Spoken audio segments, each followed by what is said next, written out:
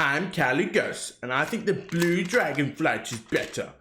Well, I'm just theater, and I like died for all the night elves and stuff. What's going on, team? Killchain here, and that's right. Today we are checking out the Devastation Evoker. Now, the reality is most of us aren't going to be playing an Evoker moving forward into Dragonflight. However, on November 15th for Phase 2 of the pre-patch, and ultimately only 2 weeks left until Dragonflight actually releases, everyone and their dog is going to be playing an Evoker. So how do they actually work? What's the most playstyle similar to in terms of current classes? How do the Shadowlands systems fit with the new Evoker coming in? Well, let's find out. So some basics, we have a malware and we also have a mid-range caster. So if you're used to 30 or 40 yard range from other classes, the 25 yard limit will feel a bit jarring to get used to. However, if you're coming from a Lee, then by all means, you should have no problem acclimating it as you're used to sniffing the boss's butthole anyway. But to give you a bit of a visual, not of the butthole sniffing, but of the 25 yard range, we have the skull mark target ahead of us. We're perfectly in range around here. But as you can see, we can get off the task, but if we take a step back, we're out of range here. So we know it's roughly around that distance to get used to where that 25 yard lies. As for the abilities, they are broken into the spell categories based on the 5 Dragonflights. So bronze abilities, these bad boys affect time in some way, shape or form, helping yourself or allies speed up their cooldowns or quicker cast times, things like that. We have very few, but some black dragonflight abilities. So these will be your earth sort of defensive in nature, that kind of stuff. We have the emerald or green spells. Now these will be healing or buffing your allies and yourself in some way, shape or form. And then the 2 predominant schools of magic we're dealing with are the blue abilities, which are sort of arcane frosty sort of in nature. And these are based off of obviously the Azure Dragonflight. And then the red abilities, more fire based, and these are based off the Ruby Dragonflight. Now, the resources, Evokers use mana, so mana is obviously going to be one of their primary resource that you have to deal with. However, they'll also, much like runes from a DK, for example, they'll have essences. Now, the essences aren't locked to a specific school of magic, like a red or blue particular Dragonflight spells. They are just based on if the spell happens to be a bit stronger in nature. Typically, those are the kind of spells that you'll be using essences on. So one last thing to quickly touch on is the new empowered ability. So this is new tech that Blizzard has now developed for the game, which allows them to have a new interaction with how we cast spells. Specifically, the 2 in question are going to be Fire Breath and the Eternity Surge. And the really cool design about these is it's not just obvious charge it up longer to do more damage or something silly like that, or even based on speed or distance or anything. So that's really cool and smart design. What it does allow for is kind of situational based analysis, where you kind of need to determine, okay, is it better to charge it up? Sometimes it's honestly not. You want to do it, a rank 1 Fire Breath, for example. So here with Fire Breath, just to use that as the same spell that we were just talking about, is we can see that the damage is literally identical across all 3 tiers of charging up the ability. What will change is based on the upfront damage versus how long the dot lasts for behind the scenes. So in this particular example, you can see it's obviously better to cast it in a short capacity as long as the mobs are going to last the full 24 seconds. That means you're spending less time charging up the ability, and then you can start getting back to the rest of your rotation. However, in a case where perhaps you're in Mythic Plus and the mobs aren't going to be surviving much longer, you want more of that upfront damage. Likewise with Eternity Surge, another empower ability, this does the exact same amount of damage, it just changes how many people it hits. So this combined with the fact that you might be doing single target, so you can just be pumping rank 1s the whole time. However, when mobs come out, you can time up a nice empower for the full rank 3 and do a big AOE nuke for the exact same damage, just on more targets. So really cool design, and these abilities will be obviously referred to as the empowered abilities. So when you're looking at talents and everything like that reference or refer to empowered abilities, these are the type of abilities that they're referring to. Basics done, now let's talk Shadowlands Systems. Our first major decision is going to be what covenant we go. So the class ability grant is actually the exact same across all 4. Boon of the Covenants, 2-minute cooldown and gives a little bit of a heal and some small duration versatility buff. So honestly, not great. Verse isn't our best stat by a long, it's actually our worst stat. And the 4% passive damage and healing buff though is kind of nice. Like I said, it is passive, so it's just up all the time, so that's always handy. Now the only decision is really going to revolve around what signature abilities is available, specifically what Fleshcraft, Door of Shadows, Soul Shape, etc. And then what Soulbind within that covenant is available. So the two that I'll be keeping an eye on, you have the much more safer bet, which will be a Night Fae build with Dream Reaver. This gets you Pot Tender, which is a really good passive oh shit panic ability that will save your skin in some dangerous scenarios. You also get access to 3 potency conduits, which is very important, and also Soul Shape is a very powerful mobility spell. So cool, that will be most likely what I'd recommend for typical scenarios. But I'd also keep an eye on a Kyrian build. Now granted, the Summon Steward / Vial of Serenity isn't really all that much great to write home about or anything, but the interesting Pelagos tree has a lot of mastery increasing stats. You've got combat meditation, which gives a very nice chunk of mastery whenever you pop your class ability, which for us is Boon of the Covenants. Subsequently with that, our mastery as a evoker increases our damage the higher health pool the boss has. And we also have talents that will turn our other 2-minute cooldown, Dragon Rage, into giving us the full mastery benefit regardless of the target's health. So because you'll always be popping Boon of the Covenants with Dragon Rage at the same time, you'll also get that injection of massive amount of mastery from Pelagos's tree, and also Better Off Together, where whenever you're surrounded by other people around you within 3 yards, you'll also be granting a 1-minute mastery buff again.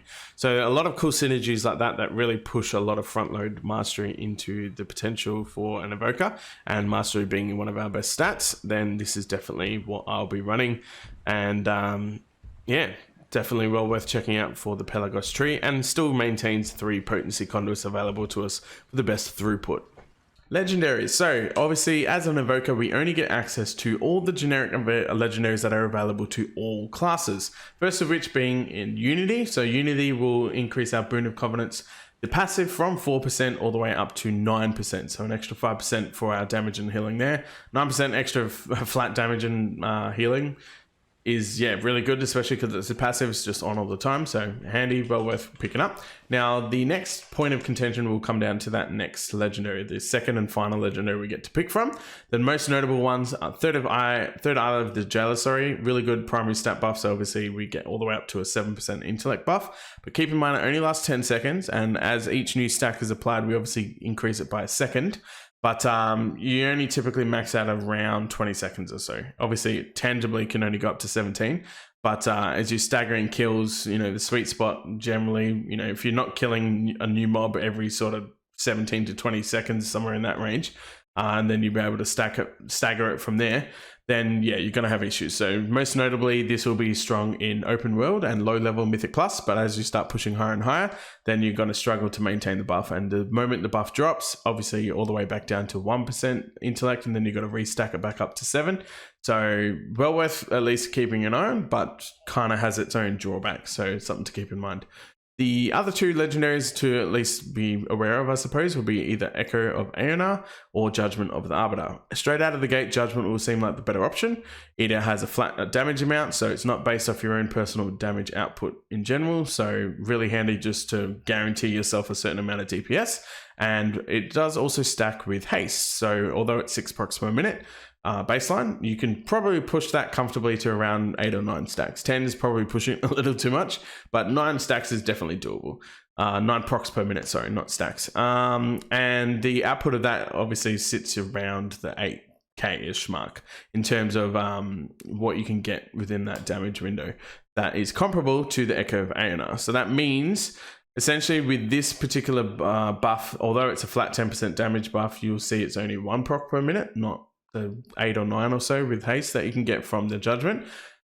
In layman's terms, all it boils down to is the moment your DPS starts being more than, say, like 8 to 10k DPS per second, which as you start getting more gear, you're going to push over that threshold probably at some point. And the moment you get into AOE scenarios, then this clearly outweighs it anyway, then Echo of Aeonar will outstrip the Judgment of Arbiter. So keep that in mind. So the final piece of the puzzle is the conduits themselves. For the potency list, we get all the ones available to all classes, such as the Adaptive Armor Fragment.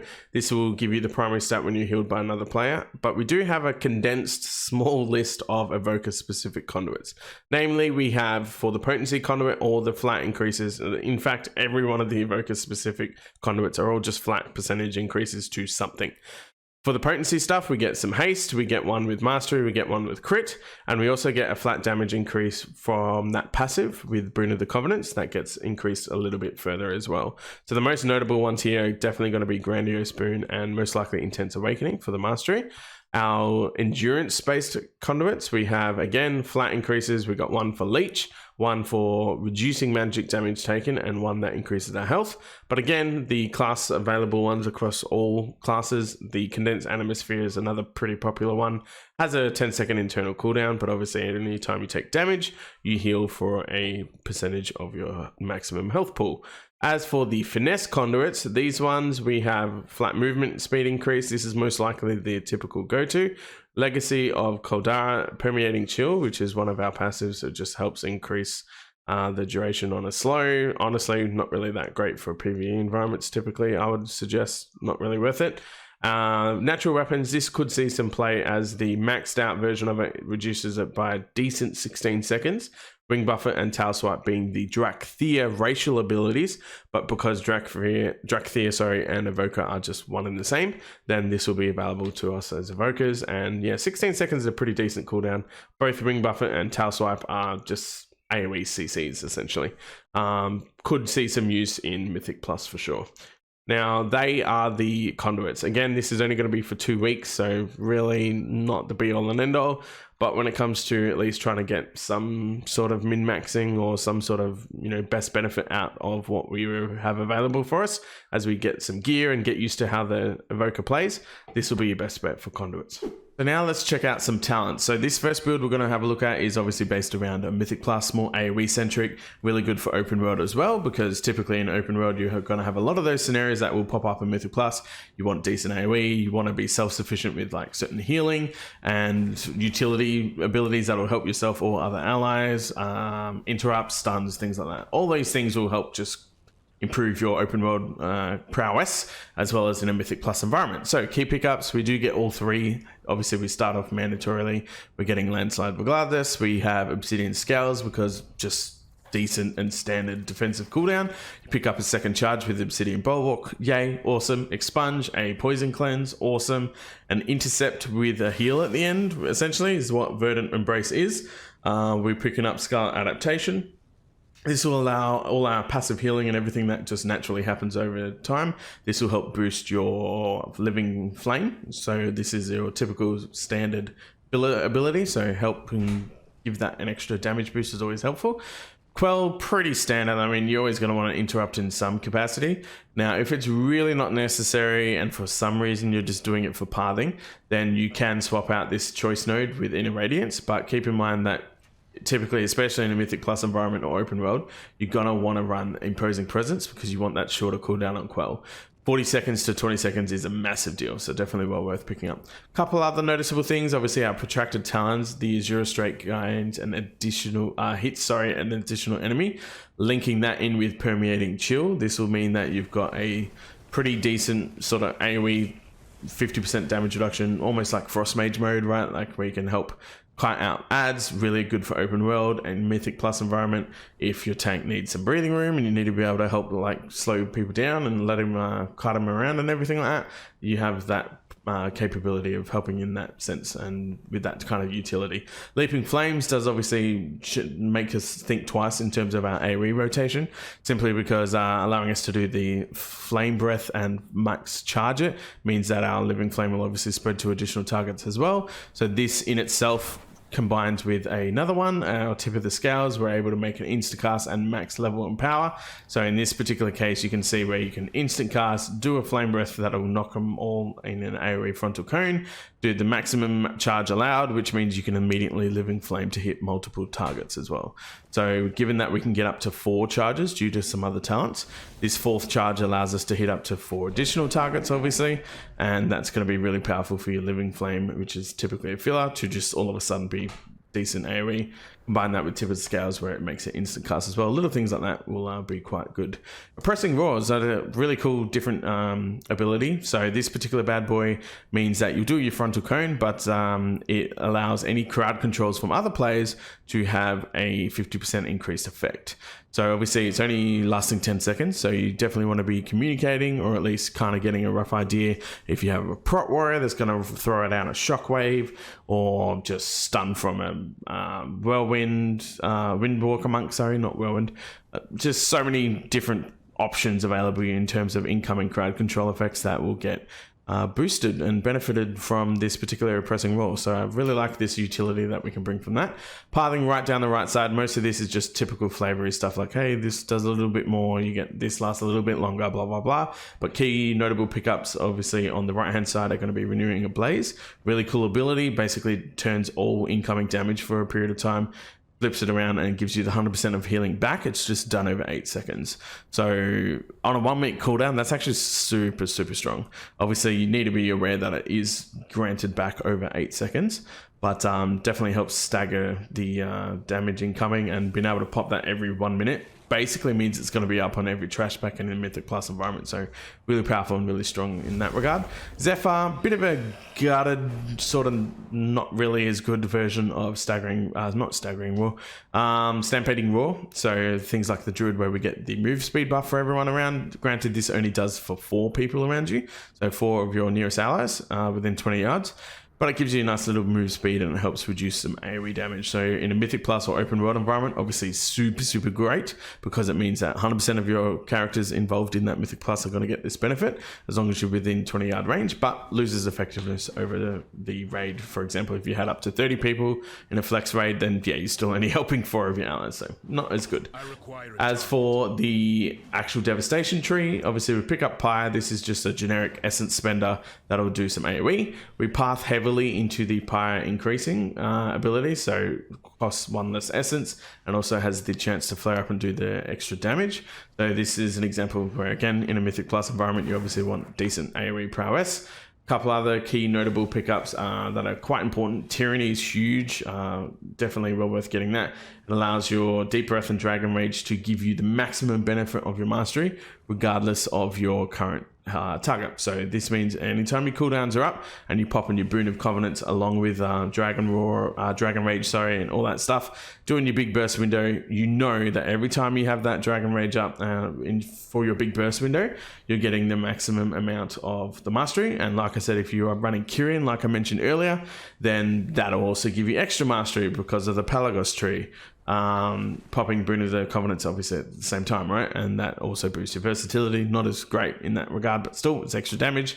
All these little things synchronize really nicely, and Tyranny is definitely well worth picking up in that regard. Pathing on the right hand side, couple of typical pickups. We're getting Eternity Surge, pretty stock standard honestly. It's just another charge ability on a short cooldown. Again, like I touched on, very important to note that the empowered versions of these just hit more enemies. It does not do more damage. So in a raid environment or 2-person cleave, as you can see, it is pointless to be charging it up for the full 2.7 seconds. Literally just pop it and rank 1, you'll be fine. You're doing the maximum amount of damage you can. So there's no point charging it for extra long time when you're getting no benefit from doing so. Couple other different things, obviously boosting your Disintegrate. This is your typical spender for your essence on a single target. You get the essence burst stacks, which allows you to have the free Disintegrate or Pyre, also really cool. Eternity Spans, very awesome. Eternity Surge and Shattering Star hits twice as many targets, very important for that. Shattering Star, another key pickup, both in a raid and Mythic Plus build. This will just give you a damage window to do extra damage. So obviously on cooldown, only 15 seconds as well, but you want to be using that to go, cool, my next 4 or 6 seconds, depending on different other talents you pick up, gives me that damage window to make sure I'm popping off everything that I can. With a 15-second window, there's no reason you can't time it with your Eternity Surge. The causality as well will help reduce your Eternity Surge cooldown, so you should be able to synchronize them pretty comfortably. And then you need to be thinking ahead with Disintegrates and things like that. You always want to be using that damage window with whatever your big spender is to help do extra damage there.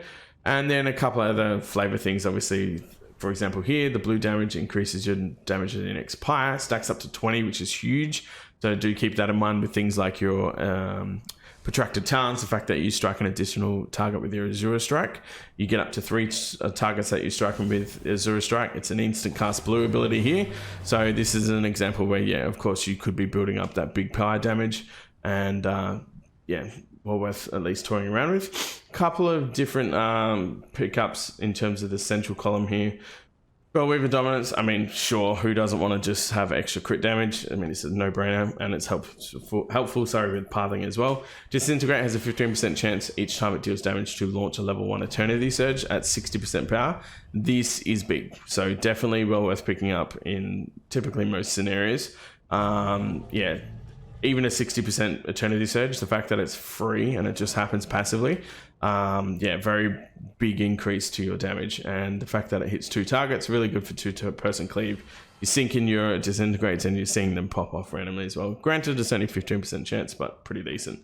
And then lastly, the Essence Burst has a chance to actually not get consumed, so you know you can pump out even more disintegrates and pyres. Now, the next one we want to have a look at is the raid build. So this particular one, you'll see typically most of the same things, but you'll notice a few different changes around. So most notably, we do pick up Rescue. Again, this is more of a flavor for the specifics required in a raid environment. Being able to obviously target an ally, get him to safety somewhere, even things like, in theory, honestly, you should be able to use it. For example, if there was a fight similar to... I'm totally stalling because I can't remember the name. The last guy of Castle Nathria, I can't remember. Dude, he's like one of the friggin' awesome people. It's gonna do my head in. Are we seriously having this fucking mind blank right now? Who's the last boss of Castle Nathria?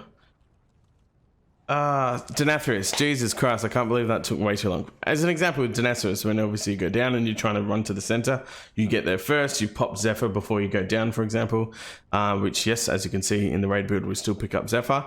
You've at least gotten to be able to get in, been able to then turn around and then rescue and pull him back, pull an ally that's struggling because they didn't get enough stacks. Yeah, you've got that capability of at least pulling off some pretty cool plays and also trolling the shit out of your raid members, but obviously don't do that. That's naughty.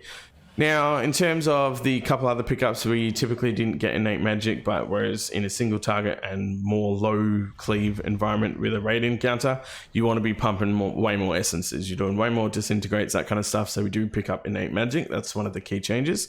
Whereas we don't path down into leaping flames or protracted talons, and we can use those points on innate magic instead. You're getting a lot of the other typical pickups. We want the 2 charges of Obsidian Scales for obvious reasons. Just a damage reduction is your standard personal cooldown that you want to pop whenever there's a big influx of damage coming in. Still get Expunge and Verdant Embrace, so yay, even more mobility around the battlefield, being able to intervene or fly to an ally and give them a nice little bit of healing. Still getting Scarlet Adaptation again, just gives you more filler damage, so yay.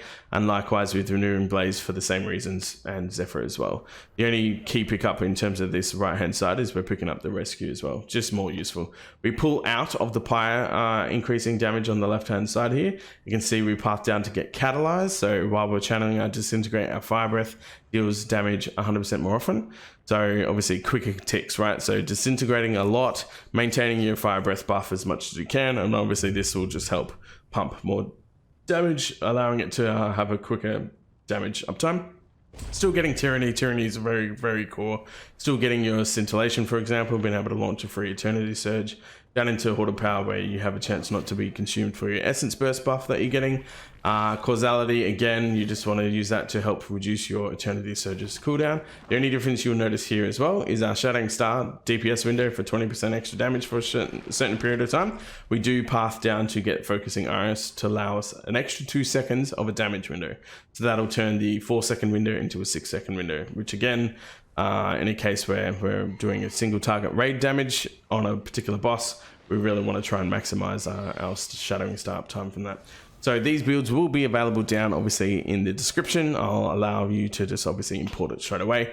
And last but not least, I do want to touch on some different tips and tricks and macros as well. So let's jump into that. Lastly, to round us all off nicely, I want to touch on some macros and some tips and tricks as well. So The macros in general, we're going to see a lot of familiarity with the warrior macro video that I did recently as well. We have mouse over macros, obviously. So in square brackets, we have at mouse over. This will be very helpful for if you want to have living flame as a heal.